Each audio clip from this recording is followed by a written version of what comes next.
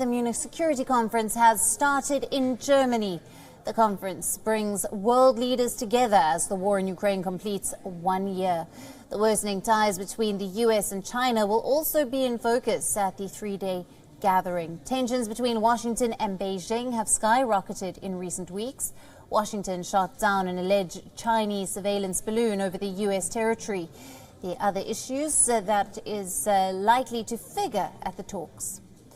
Is the stalemate with Turkey over NATO expansion? Ankara has so far stalled bids from Sweden and Finland to join the alliance.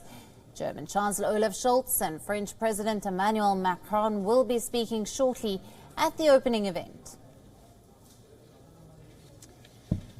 Welcome to line our training because we are the... Think upon three players, that's Germany, France and Turkey. If Turkey will finally come around and realise it's got to join the rest of NATO and the world and let Sweden and Finland into NATO, we could actually see a sea change in how things happen. The Germans and French lost so much credibility early in the war that they want to try and get their credibility back now, which is why the two leaders are there. The war in Ukraine is expected to top the agenda. Foreign Minister Dmytro Kuleba is representing Ukraine at the meet. Vice President Kamala Harris and Secretary of State Antony Blinken will represent the US. China's top diplomat Wang Yi and NATO chief Jens Stoltenberg will also be in attendance. The Ukrainian foreign minister is also expected to join G7 foreign ministers meet on the sidelines of the conference. The Munich Security Conference is being held. It has been since 1963. The forum bills itself as a unique platform for high-level debates on the greatest foreign and security policy challenges of our time. But there will be no representation from Russia, Iran and North Korea. The absence of these countries will pose a big challenge to any breakthrough being achieved during the conference. There were no Russian or Iranian officials at this year's Davos summit either. In the past, Munich has been a venue for bringing foes together. But this year, any diplomatic overtures between Russia and the US or the West are clearly out of the question. And so is the rapprochement between Iran and the West. Hence, experts say that the conference may lose its significance if it remains an echo chamber of the West.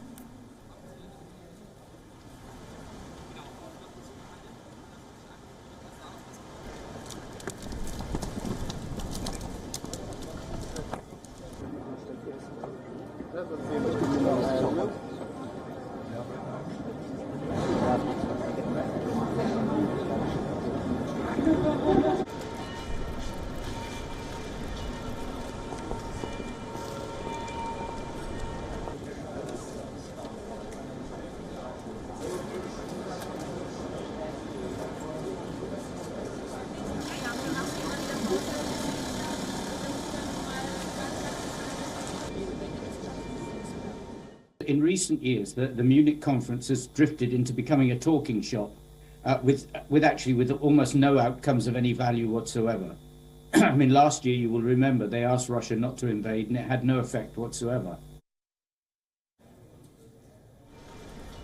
Bringing you all the latest from the Munich Security Conference, which begins in Germany. The war in Ukraine is expected to dominate this three-day summit. Also on the agenda, the US-China ties will be in focus.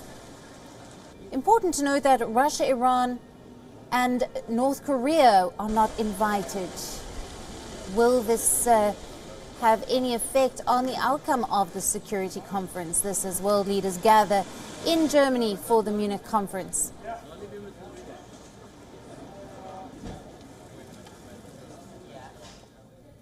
Now, for more information on this, we are being joined by our correspondent, Anas Malik from Munich.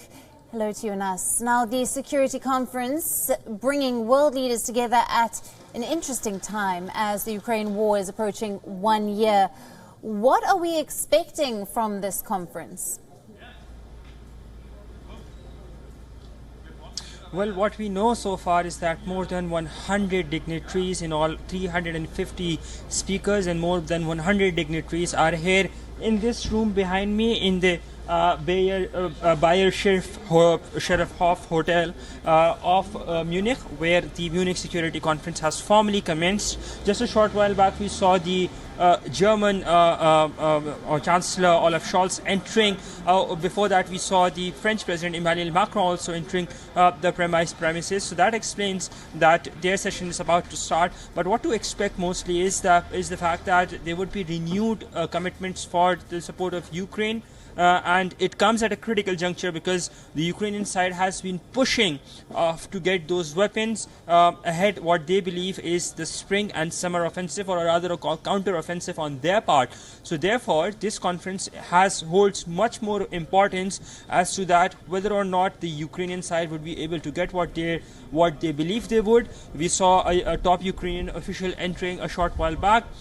They are to address as well. Then the Ukrainian Foreign Minister Dmytro Kuleba, he will be attending a session tomorrow alongside U.S. Secretary of State Antony Blinken and the German Foreign Minister Annalena Baerbock. So by and large, the focus would be on Global South and the Western Allies' commitment towards the Ukraine. Whether or not Ukraine gets that or not, that would be the other big thing. The other big thing which will also be closely monitored is the fact that this also comes in the backdrop of that big earthquake in Turkey and Syria. So whether that is also talked about, whether that remains on the agenda, that's a question that only time can tell.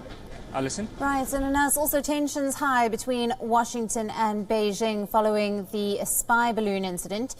Antony Blinken and Wang Yi will both be attending, and we know that Antony Blinken called off his China visit just a little while ago.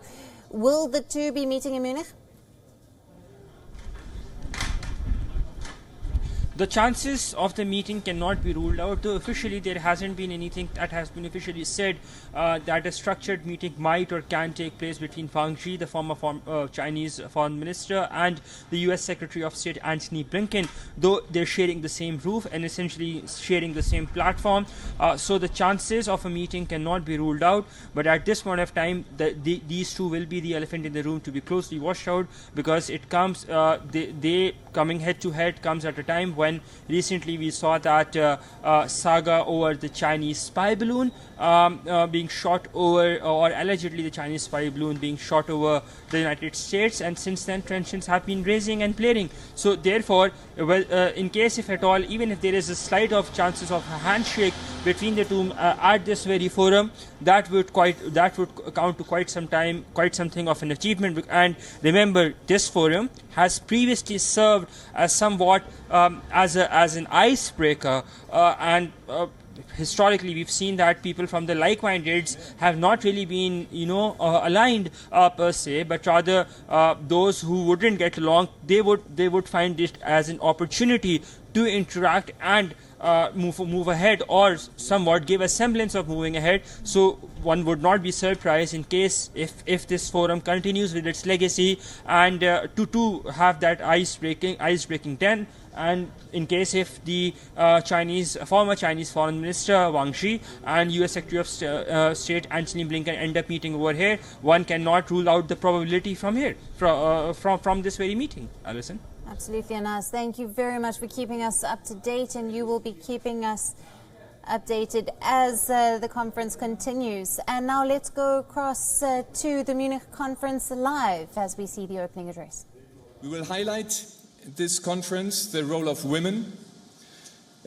We are happy. I'm happy to announce that we are in the podiums, as I promised last year, that we'll have 50% women sitting on our podiums during this conference.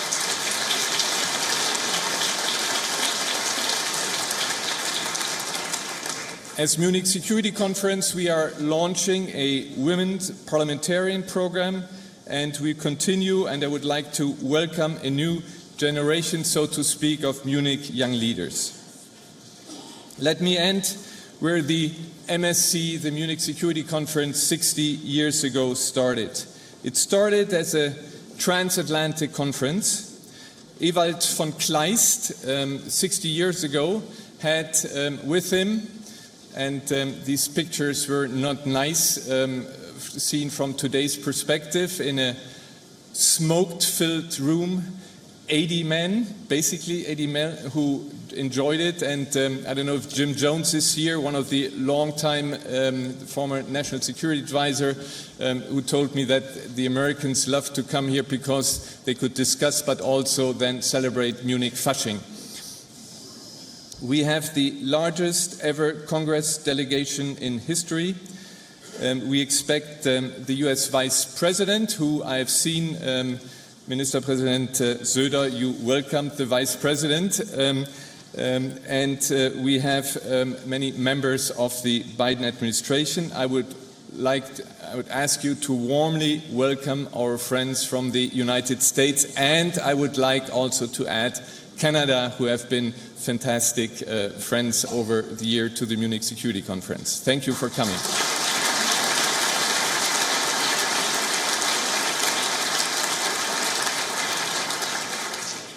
We Europeans know how much we owe you. At the same time, we Europeans also know that we have to do more. And in this context, I would like to welcome the new German Defense Minister, Boris Pistorius. You have a tall task in front of you.